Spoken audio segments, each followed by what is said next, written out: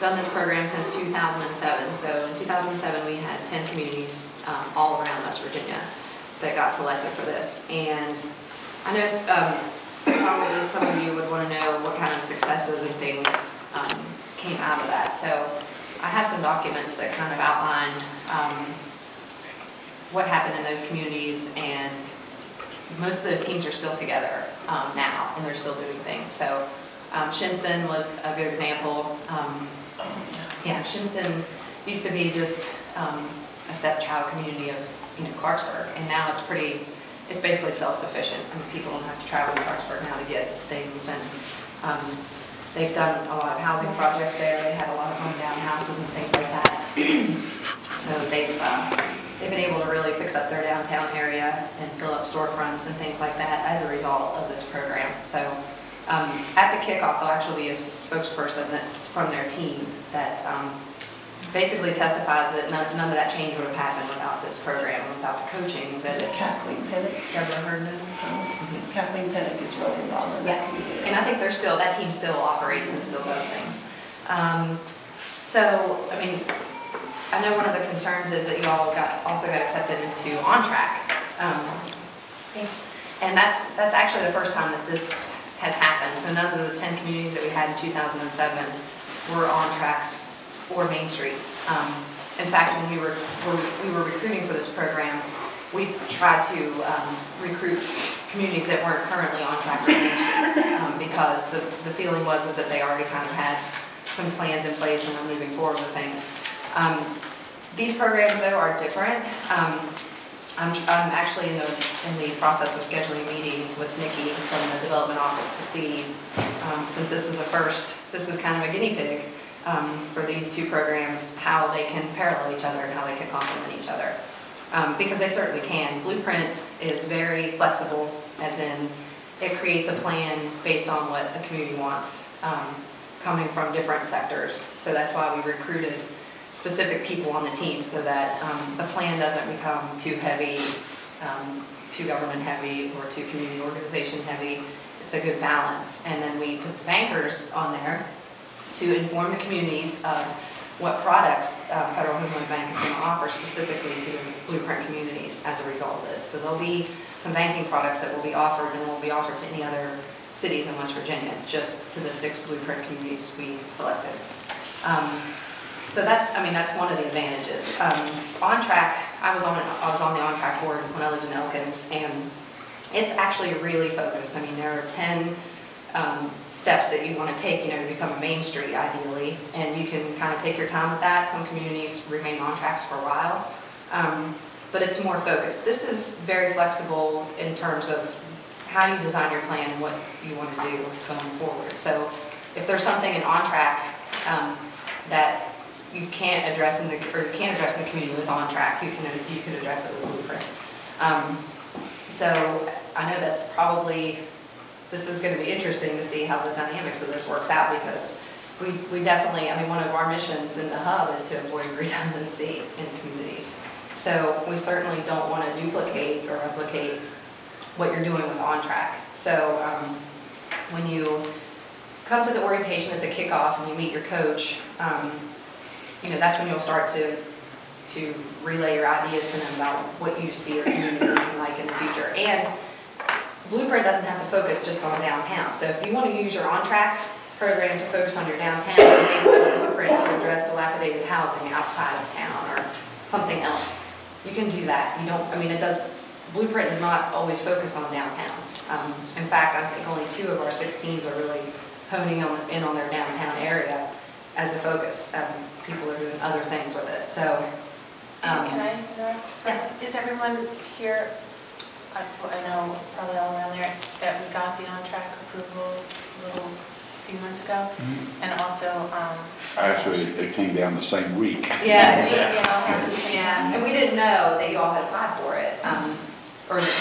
We just knew the timeline for it was backed up. We didn't know who they were going to pick. I think they only took 2, didn't they? That was us and Canova. Okay. And also that through meetings that we've had before, Mayor and other team members, we're consolidating Blueprint to the Ed Ray, Buckeye, Huntersville, Marlinton areas. Right, it's just So not everything. Marlton. It's just not Marlton. There was a population ratio that had to be in there. Marlton didn't qualify by itself. So we expanded it, which was, what we was told was fine. Yeah. So we're including a central hub of Pocahontas County, Buckeye, Edgewood, Huntersville, and Marlton. And I just wanted to make sure everybody knew. Well, because you all had talked about that there are groups in some of those other communities that are functioning, and, you know, they can feel free to be part of this team as well. So you talked about, I think, a historical preservation. There's a historical society in Huntersville, yeah. Okay. So, I mean, representatives from those groups can attend meetings in between the workshops. So the workshops, basically, I mean, we'd like for the 8 core people to attend the workshops, but I was telling Michelle that, you know, your alternate is not the person that necessarily has to always replace. You know, if you have somebody else from your agency that wants to attend in lieu of you, you know, somebody that you're going to be able to communicate with more easily, or that has a similar background, you know, you can substitute pretty much anyone you want, as long as they want to, you know, want to be involved in the initiative. So it's not limited to just, because things come up when we talk about this. It's, people get sick, there's weather, there's all kinds of things that can happen. We just would like to have a quorum of your team at those workshops. You know, just enough people that can bring the information back and relay it, and, you know. Should we go around and introduce everybody? Probably, I know I haven't met everyone. Kind of just, yeah, and I'm sorry. Start with you. Sure. I'm Susan Wilkins. I am the Public Relations Coordinator at the hospital. Erica. Dave Zorn, I'm the real estate representative guy. I do want to mention that first when I heard about it, Joe talking about it, I thought, why is everything so redundant? But now that I've talked to you and listened to you, it makes it more versatile. It is. And also you had a question about the funding. Oh yes, where is this from? Federal, state? Well, we, in fact, in the first, so they'll talk about this at the orientation of at the Tamarack.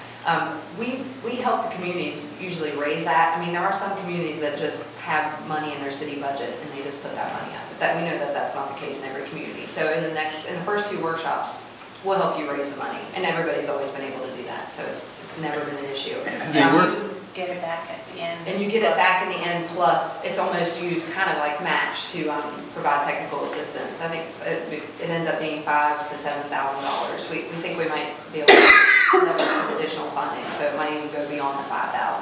But that becomes like technical assistance for you to then carry out the projects that you put in your plan. So it goes beyond. Have you worked with communities before they're this far away from interstates? Yeah, that's the idea. Is most of the communities we're working with are kind of isolated, like Richwood's a blueprint community, and Sophia, and just ones that have been a little bit forgotten because they're not right off the main highway. But we still feel like all these communities have assets, and that's the difference between something like On Track that's a more programmatic approach. We take a more systemic approach, so we try to build on assets that you already have here. I mean, Marlton already has a lot going for it, so we feel like we can capitalize on some of that stuff. So yeah, it's different. I mean, it's similar but different. It's in their both community development programs. We don't really do programs per se. We call them initiatives. So you know, On Track is definitely a program, and it's shown great value in those communities that it's been as well. I know some communities that once they become a main street, like Lewisburg, for instance, is no longer even a main street because they did so well with all of that that they just didn't need to have, because when you have a main street, you have a full-time, you know, you employ a full-time person. Some cities have just morphed beyond that, and they don't even have, so they're not even considered Main Street, but they're just beyond this program, On Track and Main Street. They're just doing that well. Lewisburg is probably the best example of that, that's kind of went through all of those. And I thought we could continue going around. Oh, okay, sorry. Yes. Norman Alderman, Pocahontas Commentator, blog. Joe Smith, Meadow Marlton. Drew Tanner, Pocahontas County Opera House, in Pocahontas County. Kara is Convention and Business Bureau. I have coffee made, by the way. Anyway. Michelle Evans, the Pocahontas County Chamber of Commerce. Marvina Urban, Pendleton Community Bank. And I'm Paula Garrison on the board of the chamber. I'm going to help out with Michelle. Okay, good. So I guess right now I can take some. I'm sure you all have questions about how these programs can work together. I mean, it was kind of a surprise when we found out. Like I said, we didn't kind of actively pursue those communities in the first place, but we definitely